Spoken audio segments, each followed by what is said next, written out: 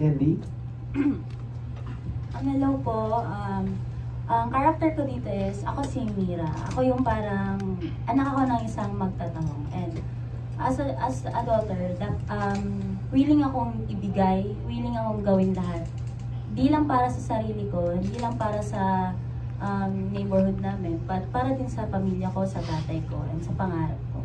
Thank you. Hello. Ako po si John Mark, ako po dito si Goyo. Ang kasintahan ni Mira, na gustong gusto yung tahong ni Mira. Pero di ko alam kung ibibigay ni Mira sa panahon dito. Hi, yung character ko po si Talia, isa po siyang barangay kagawad. And ano siya, parang sa una, medyo reserved siya, medyo observant lang siya. Pero meron siyang journey na I hope that you will appreciate on how to express her sexuality. And yeah, and how to fight for who she loves and what she loves. Ako naman, ano ba pangalan ko dito, Direk? Madami na Barangay captain ako na mapang-abuso yun. Kay Candy. So yun lang. And kay Direk, Christopher, ano po nag-inspirasyon nyo sa movie? Dami. Una sa lahat, yung ginawa ko to yung pelikula. Nakita ko kasi in reality talaga nangyayari. So, yung tako nga kasi dinidemolish, diba? So, hindi ko na mabanggitin yung lugar. Pero, kung mapapanood yung pelikula, ganun at ganun siya nangyayari talaga. So, nakakaan siya sa lipunan din. Okay, thank you. Good luck sa movie. Okay, short and sweet as always. Thank you so much, Erwin Ogawa. Next up, we have from Marites University, we have Ambet Nabu. Talaga lang. Hello. Una muna kay Emil, kaibigan ko to matagal ng panahon. Gusto ko lang, since veterano pa din na tawagin veterano kasi 80s, 90s, andiyan ka na. Kaya lagi pag nagpapakilala ako, Emil Sandoval, Decado 80. Yun, tama. So anyway, ano yung difference nung naging karanasan mo before na mga tini-idol ka tapos ngayon nandito ka sa Viva Max at ganito na mga roles ang pinaportray? Hindi, nung after kasi nung mga role ko na bagets before, nag-bold din ako dito, ako before di ba? So mga 85 yun, 86 before I left. Oh, ganun yun. So nag-bold din ako nun So parang wala rin kayo. So ano mga pinagkaabalahan ni Emil? Ngayon yan, punto naman, Viva Maps, tapos meron din akong ginagawa kay Direk Chito. Okay. Espantao. Anong may kukumpara ba pag, anong masasabi mo sa filmmaking noong panahon mo na mga tini-idol ka sa ngayon? Mas advanced na ngayon, siyempre. Kasi? Pati yung mga equipment, yung crew na, mas advanced. Anong masasabi mo sa mga kasamahan mong very daring, bold, yung palaban, etc.? Kagaya nila. Hindi, siyempre naman, galing nga din Hindi, siyempre, pag bago pa lang yan, tsaka may experience na rin naman sila na si Candy, nakita ko okay talaga siya. Si Salome, silang dalawa yung acting nila dito is really good. And si John din, si Marsha, talagang okay din siya dun sa yung day one nyo di ba? Very mas may yung characters na din talagang nailabas Yes, and si Direk naman is talagang very at ease. Very at ease talagang mag-work and very good director too. Yes, and may ilalabas na sa'yo yung galing mo. Yes. Okay, thank you, Emil. And good luck. Direk, hello din. Hello po. Hello. Nagkaroon ba kayo ng workshop dito para sa So talagang hindi lang basta nasasabak na agad sa set. So talagang sa akin in my part, mas importante sa akin nung nasa proseso tayo, lalo na sa mga artista. So from the character analyzation hanggang sa mismong istorya dapat makuha po nila. So dinadala ko po sila doon. Kasi yung sunod kong tanong is yung nauuso ngayon na issue ng exploitation, baka mamaya na napipilitan silang gawin yon or alam mo na, eventually magrereklamo, sasabihin nila may ganitong ginawa na hindi nila gusto. Actually naman po, regarding with that sa mga limitation, ganyan. Sa workshop pa lang, session, sinasabi ko na ano yung mga hindi pwedeng gawin natin sa set at mga pwedeng gawin para at least sa akin, alam ko na kung paano ko i-adjust lalo sa mga angulo. Okay. Gusto kong kunan ng reaction yung ibang tatlong bida ng mga bagmagets. Anong reaction nyo dun sa yun nga, yung issue ng exploitation, may workshop kayo, and then pag kinunan sa totoong eksena, ano na yung mga limitasyon ninyo at pwede at hindi pwedeng gawin? Ano lang, I just wanna say na yung experiences ko with Viva Max Productions is very, very positive. I felt very safe, pero I cannot vouch for other people's experiences. If they feel differently, you know, that's their truth, that's their opinion. Sorry, madali ako ma-distract ng noises. But yeah, so yeah, very positive naman yung naging experience ko. I never gonna feel na I'm being taken advantage of, being exploited. Actually, kung pwede i-share yung naging experience namin ni Candy. Kasi meron kaming mga eksena dito kami ni Candy. GL. Yeah, a little bit of GL. Tapos parang talagang ma-feel namin yung characters namin. We agreed kami ni Candy na hindi mag-plaster. Pero sinabihan kami ng production and ni Direct na hindi yun safe. And it allows for it allows for accidents, or for someone to feel uncomfortable. That will parang ano yun, breeding ground yun kung gagawin namin yun. So even though willing kami, we were prevented from doing that, and naintindihan rin namin yung importance nun, kasi we have to keep each other safe, we have to keep each other like feeling comfortable and still able to deliver the performances that we are required to. So ayun, parang I think na yung ginawa nila na ganun is a testament to how much na inaalagaan ng prod yung mga artista in this particular production. So yun, I got nothing bad to say, but again, that is my individual experience and I cannot speak for other people. Okay, thank you. What about the two of you? Candy? Ako kasi, gusto ko kasi yung ginagawa kasi passion ko talaga yung pag-aarte. Kaya parang para sa akin, talagang hindi naman kami napilitan. Gusto talaga namin yung ginagawa namin kasi passion namin, gusto namin. Tapos sobrang galing po ng mga production kasi inaalagaan kami sila direct. Sobrang binabantayan po kami. Talagang pagkatapos ng mga masasela na eksena, binibigyan kagad kami ng towel. Talagang hindi kami pinapabayaan ng pro. Okay. Sa akin naman po, kahit na Viva Max is known for being like sexy, may pagkapastos, gano'n. Gano'n, yun yung pananaw ng ibang tao. So, feeling ng iba like exploited kami. Pero kami, sobrang thankful kami kasi kami as an actor, napunta kami sa isang company na pinaprotektahan din kami. Like, meron din silang SOP, like, yung mga like pag magbibihis ka, tatakpan ka talaga nila. And ako, di ko masasabi na being here in Viva Max is na-exploit kami kasi gustong-gusto din namin ginagawa namin. And yun po, masaya kami sa work namin. So panindigan namin. Okay, thank you. Thank you sa inyo lahat. Good luck. Thank you. Maraming salamat, and thank you also for sharing yung mga anecdotes nyo. Thank you so much. Okay, next up from Abante tonight, may we hear from Roldan Castro. Direct, pag ilang pelikula mo sa Viva Max? Pangatlo po. So, anong kaibahan nito at anong matutunan namin ngayon sa Taho? Dito kasi sa Taho, sa Taho po kasi talagang siguro yung matututunan nyo po dito yung pag-care sa magulang, kasi yung kaibahan din at yung bigay ng importansya sa komunidad. So yun lang po yung masasabi ko. Okay, thank you. Salome, anong kaibahan ng mga love scene mo dito? May challenge pa ba since gumagawa ka ng mga adult content? I would say na because of my experience with adult content, I am really comfortable na doing this sort of stuff and appearing in movies like this and playing characters like this. I think dahil ito yung first na GL ko sa Viva Max, I've only done 4 films for Viva Max and this is the first one na second lead ako, and may GL parang hindi ko masasabi na na-challenge ako, but it was definitely something very new to me, and something that was very enjoyable.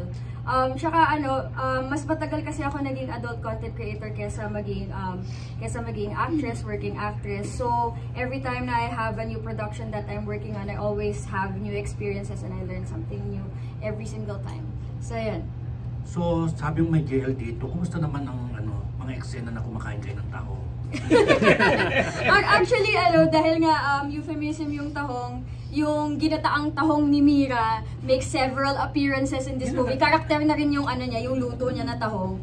So, but yeah, I just enjoyed it so much, and ang saya na makatrabaho si Candy, ang saya acting alongside her. And she's very beautiful, very attractive. So yeah, it was just great working with these set of actors. Anong reaction mo at saka yung experience na si Salome naman ng kasalo sa pagkain ng sobrang parang feeling ko, laking bagay sa akin. Parang, I mean, sobrang saya, sobrang tuwa ko, lalo na nung nalaman ko na si Miss Salome yung kapartner ko, na dati, way back before nung nasa province pa ako, pinapanood ko lang siya. Tapos ngayon, oh my God! Kami na yung nagkakainan ng taho. So, ayun, nag-usap kami na, babe, pwede hindi na mag-plaster, gano'n. Kaya, I believe in you, naniniwala ako sa iyo. We really thought it was a good idea. Tapos yun, sinabihan na lang kami ng prod na huwag na gagawin yan, delikado yan. Pero Candy, may mga natutunan ka ba kay Salome? Since sabi ko nga, kilala siya sa paggawa ng content creator. May mga natutunan ka sa kanya? Opo, marami po, sobra. Lalo na sa mga mga positions na mga pinapalit-palit, ganon. Oo. Saan mga posisyon yun? Papapanood nyo na lang. Basta marami, basta several. Okay. More than 2. Kay John Mark saka kay Emil, mahilig ba kayong kumain ng tahong? Ay. Hindi life. Sobra po, masarap ang tahong eh. Nakakailang tahong kayo sa pagkain? Ako madami tahong. Madami. Masarap ang tahong. Isang beses na siguro sa araw. Isang beses ang araw. Ibang tahong. Ibang tahong yata yun. May totoong tahong. Ikaw, Emil. Pag may party lang yan. Pag may party yan, kumakain lang ang tao. May mga seafood na. Tsaka sa mga buffet yan. Ayan. Pero nung kagabi yata, kumain, hindi pa. So, yung luto na baked na tahong paborito mo? Yes. So, okay. Tsaka yung sariwa. So, sariwang tahong. Yung binabanla na tubig. Yes. So, okay. Parang hindi mo maniwala nila eh. Baked mussels. Kaupuan yung kinakain. The baked one is much better. Yung may... Mula bata. Emil, kumusta na kasama sa Salome sa project? Kasi minsan, kahit hindi sa project, nakikita kayo magkasama, pero this time magkasama na kayo sa proyekto. O dito ba kayo nagsimula maging close? Masaya na. Much better. More close. Diba?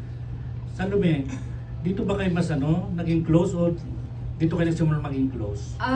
We've already met before this production, pero it's definitely like a new experience for me to work with him. This is the first time we've actually worked together, even though we've been seeing each other for a bit before this. So yeah, parang first time ko maka-experience ng ganun na I'm seeing someone and then nakatrabaho ko sila. So yeah, it's a different experience. Yeah. Pero parang ibang aura mo ngayon, parang di ba? Parang inspired siya, parang Yeah, I would say that I'm in a good place in my life right now. Bongga. Yun lang. Thank you. Thank you. Bonggang-bongga. Parang yung tripod mo, Sir Roldan. Parang upgraded. Diba? Pang industrial. Okay, rounding up batch 1, let's hear from People's Journal. We have Sir Eugene Assis. Hi, good afternoon. Ano naman to, walang tungkol sa tahong. Siyempre yung sinasabi lagi sinasabi nung karamihan ng mga Viva Max stars, jumping board lang yung pag-bowl. Pero ano talaga yung dream role nyo someday na gusto nyong gawin? Maybe we could start with Salome. Or you have one ba? I do, actually. But I would say na never ko tinignan ang Viva Max and yung adult content as a jumping point, as something that I would leave eventually to pursue like more wholesome stuff or more mainstream stuff. I don't see myself na bitawan ng Viva Max pati yung hardcore adult content ko. Kasi yun po talaga yung passion ko, yung interest ko, and yun po talaga, that's the thing that put my name out there. That's the thing that put me on the map. So bakit ko siya iiwanan ng ganun-ganun lang? Other people have, other people here in Viva Max, they definitely have a different, career path. They choose to leave it at some point. But I don't see that for myself personally. Pero I want to be the kind of person that does both at the same time, that does mainstream and wholesome stuff, and like erotic stuff. I want to be known for being able to do both.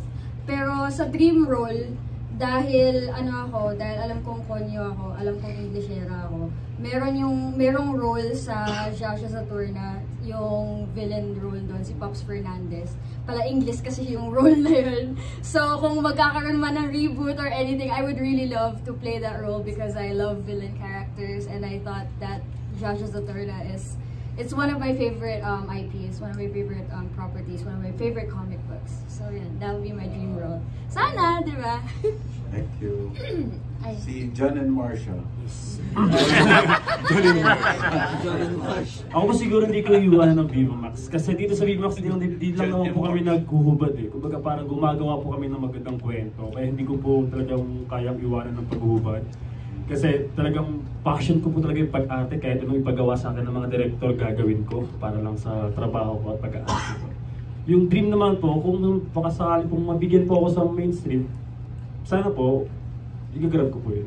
Pero hindi ko iwanan ng Viva Max. Pero ano yun? Ano yung wala ka na sa isip na gustong gawin? Siguro si Lord na lang po yung bahala kung ibibigay niyo po sa tatanggapin ko na lang po. Okay, thank you. John, Mark, Marcia. Marcia. Candy. Ano po, sir, ever since na nag-start ako sa Viva Max, palagi kong binubulong na sana naman one day mabigyan nila ako ng worth it na role. Yung kaya kong i-express yung passion ko sa pag-arte. Yung hindi lang puro kalandian, puro kaartehan yung role ko, unlike sa mga ginawa ko previously. So, dito sa Tahong, parang dito ako na-challenge at the same time, parang nahihil ko yung inner child ko. Na hindi si Candy yung gumaganap, kundi yung mismong ako. So, kumbaga, makukonsider ko to as, ito yung pinaka-dream role ko na hinihingi sa Viva Max. Pero kung sakali, balak mo rin bang magpalit ng pangalan? Kung sakali lang. Oo, naisip ko. Parang nagsisising ako, Candy. Joke lang po. Ano lang, ako din po. Sinisi ko sarili ko. Oo, pero gusto ko sana one day, kung bibigyan ako ng chance magpalit ng pangalan, gusto ko yung totoong name ko. Anong pangalan? Ano pangalan mo? Shaira po. Ay, mas maganda. Shaira po, opo. Doon po ako nag-start kasi sa Showtime. So, bali, wholesome yung sa Showtime. Doon ako parang nag-trend. Pero nung napunta ako sa Viva Max, ayun, nag-shift to Candy yung name. Okay, thank you. Thank you po. Kay Direk naman, kasi may nabanggit kanina si Candy, yung sinabi niya yung pelikulang ginagawa niya may mga pagkabastos. Pwede mo bang i-defend yung sarili mo bilang director? Kasi sinabi mo, reaction lang. Actually, doon sa sinasabi niya na pagkabastos, hindi naman po. Siguro kailangan lang talaga sa istorya. Kaya dapat magubad, ganyan. Pero lahat naman po ng Viva Max may istorya. Merong mapupulot ka na aral. So, ayun. Yun lang yung kaya nag-react ako na parang bastos na ganyan. Okay, thank you. Last kay Emil. Bilang isang galing sa Salvador Clan, would you say na sa tingin mo forever na yung pagkakaroon ng Salvador sa showbiz? Yeah, siguro kasi ang dami na eh. Mas madadagdagan pa. Yes. Oh, wala ka bang anak? Meron si Ethan Salvador. Nagkano siya eh, for quite a while. Okay. Pero umalis din eh, kasi nasawi yata dun sa girlfriend niya. Sa pag-ibig? Yung si Ethan, may ginawa siya yung Too Cold to be Forgotten. Yes. It's an LGBT Gwapo-gwapo niya. movie. Yeah. Pero, Cute ng anak mo. Jenson Blake. yeah, si Jameson Blake and si Khalil Ramos. Yeah. Nasawi sa pag-ibig? Yes. So. Ano yan, mana sa'yo? Mana ba sa'yo yan? Hindi nga gumaya sa akin eh. Okay. Parang ano na lang, yung kasi medyo may time na nawala ka eh. Oh, pwede bang bigyan mo kami ng parang timeline kung ano nangyari? Yes, so kasi that was 1986. Umalis ako like for quite a year, for years. So, bumalik ako 99, 2000, somewhere like that. Tapos, sa Amerika ako. Amerika, okay. Sa Amerika ako. Ano mang ginawa mo sa Amerika? Madami. Nag-asawa, nag-anak. Asawa, anak. Okay. Puro Maraming ganun eh. asawa, maraming anak. So, married, divorce, got kids, ganun. Okay. Ito alam ni Ambed story na. And then finally, you're back now. Yeah, so for good? I'm back for good na. Okay. And gusto ko rin, love ko rin talaga showbiz, kaso hindi ko in-embrace before. Madami sanang magandang pero sinayang ko. Ay, parang nagsisisi ka na sinayang so, pagkakataon. Okay. So yun ang back yan, ganyan na lang yung roles, pero I'm still good. Sino ba yung mga kasabay mo noon na parang naging big star? Sila Gretchen, Janice, pinapartner pa ako kay Janice before. Yes. Portingo is dead. Okay. Maraming salamat, Emil, at congrats, you're back. Thank you. Thank you. Thank you so much, Sir.